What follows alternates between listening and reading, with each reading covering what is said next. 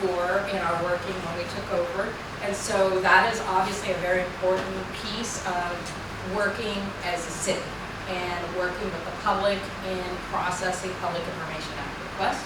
So we do that for so many different cities. We've got our processes internal that we know how to set up the deadlines, and Kayla's been really good about collaborating with us, since she took over, asking the right questions and helping our team, giving her guidance. But we definitely want to help y'all and help her establish a more uniform and a process that's a little more uniform and help ensure that we help take care of those things. Because we don't handle them properly, the Attorney General may come after us. You may have to release records unnecessarily. You may get the requester may try and sue. So there's a bunch of different reasons about why that's really important. Also, again, we help with the agendas, ordinances, resolutions for make sure those are legal, and contract, making sure they're legal, because a lot of private contractors come up with language that are not legal for the city, right? And for example, they throw things in there like indemnification. You have to pay for us, there's a lawsuit that the other private company wants us to pay for them, and pay for them if there's a lawsuit involving that contract that we enter into with them. That's illegal. It's called indemnification. We can't do that. But they try and sneak it in, and we have to work through those language and be like, city can't do that. That's just one kind of technical term that I'm talking about when we talk about negotiated contracts. So we'll always like to review the contracts to make sure that the terms that we're entering have all the necessary legal lingo that are obligated of the contractors, and that we don't obligate the city to anything unnecessarily that's also illegal. For example, like indemnification. Also, to add to just briefly to Dr. Rowland, we have been working on what to do with the sales taxes, okay? Because we know that we need to enhance, we've got economic development, we want to deal with the VIA situation. Everything on those issues require an election, and there are certain timelines before, the same way you have to call an election for election of city council, you have to do it within the same timeline or similar timelines. There's deadlines to call an election for a measure. And what a measure is what you call for VIA or the economic development. It's a special election because your general election relates to your council and your mayor, right? That's your general. A special election involves everything else. And there are measures, and the measure would be, that's what's called a measure. So in the election, it's a measure related to, we wanted to adopt the Crime Control and Prevention District. That's a special election for that measure. Now, you want to head on with VIA, address, removing VIA from the service area, because it's not, as he said, getting rid of the tax per se, because you might still have to be obligated for that under the law, but it would be a measure to remove Kirby from the service area, and then you have to deal with all the other things. The measure on that, the measure to create an economic development corporation, a 4B, is a measure as well that has to be called within a certain time frame before the general election date. And so here, I think it's August 21st, so it's really not feasible for a November election, but for a special election for those measures. You can have those when you don't have a council election.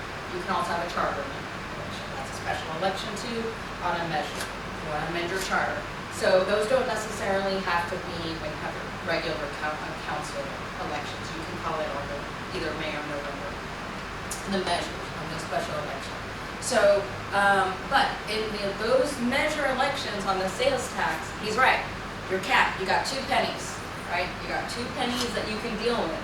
You've already used all your pennies. You got crime control, and you got, in addition to the property tax over here, you got 2 pennies for everything else. You have capped out. You cannot encumber and make your citizens pay any more right now. You got crime control, you got VIA, and I think something else. So you have got 2 pennies. So in order to actually have a 4B to collect sales tax for economic development, you got to lower, like you said, you only have over here, you got to lower the amount of how much you're collecting for your crime control. I think you have a street maintenance as well, if I'm not mistaken. So those are the things, you got to lower both of them to say, well, I'm going to lower, we still want those 2, but part of the measure on the citizens, what they're going to vote on is say, 1, yes, we want a 4B have all that language, we helped work with it, we created lots of these with different cities across the state. We helped develop the language for all the necessary documentation, including the agenda, the election language. It says, hey, yes, citizens, I want to create a 4B, want to collect sales tax, we want it to be X amount. At the same time, you got to vote for reduce, right? You got to reduce the sales tax on your street maintenance and on your crime control to match how much I wanted to collect on the EDC. So I got to say you want 0.25. Well, you got to reduce those other two, and the citizens have to vote to reduce crime control and reduce these street maintenance to be able to start collecting over here for the EDC. If those two things, if the citizens say no, I want to keep all of the sales tax for the street maintenance and sales tax for crime control, EDC can get created, we can do all the paperwork, but it's just gonna sit there, nothing happens, no sales tax is gonna go into that money if the citizens don't agree and they vote for it. So you might be able to vote and create it, and we can help y'all do that, but there's not any money going into that EDC pile because the citizens haven't voted to reduce those other two things, because you're a cap. You cannot collect any more sales tax right now, the way it is. So we can work through that. And city manager has full knowledge about how that works too, so we work together to say, for example, though, your citizens do vote to reduce your street maintenance and your crime control, so you can start collecting for the EDC. We help work through the election, but there's a lot of paperwork, such as bylaws, articles of incorporation, all of those things similar to this Kirby Senior Center that have to get done, all those things that have to get filed with the Secretary of State, so we can help them work through those. Those are legal documents that have to get prepared. Y'all decide the policies behind them, but then they're legal documents that we have to prepare to file with Secretary of State to formally create the EDC if it is successful. So the other thing I wanted to talk about is planning and zoning with you. Planning and zoning, we noticed that we've set up a meeting with the city manager. We noted that going through kind of some of the process of getting some requests to help work through some of these planning and zoning things, that we recognize that there's some holes in the way that it's done with the city. I think just because, not for any specific reason, it's just the kind of the way things were maintained. Related to, there's some issues with the notice, there's some issues with how planning and zoning applications are processed, and the way that things are evaluated once the planning and zoning application comes through. And so we want to make sure that we come up with a proper process, and we have a meeting set up next week to make sure that we start doing those things correctly, noticing things correctly, and coming up with a process that there's no little holes for the planning and zoning process. In addition, we noted that with the Board of Adjustments is something we need to work on creating, is that the Board of Adjustments, the way it's been functioning, hasn't been the right way. The Board of Adjustments is a separate entity that is similar to, it's a quasi-judicial entity that you have to set up and appoint. It can only hear things related to specific things under the local government code, chapter 211 code, and that is it. It's only authority. There's 3 things that they can hear. They can only hear things related to a zoning variance, okay, not a variance related to building and permitting and all these other things. A zoning variance, an appeal of administrative decision, which means, say your a permit says, the building inspector says you can't get a permit because you didn't meet the setback requirement, or you didn't meet the proper building code requirement, right? That's an administrative decision. They can do that, and they can do what's called a special exception, and that's a really technical thing that's set out in the code. But anyways, those are the only 3 things that you can do with a Board of Adjustment. But what's important here is we need to set one up. It is appointed 7 members that y'all appoint separately. That is all that they can do, those three things. And what's been happening is the Board of Adjustment, I think, has been hearing things that are not related to zoning and planning issues the way that they are under the statute.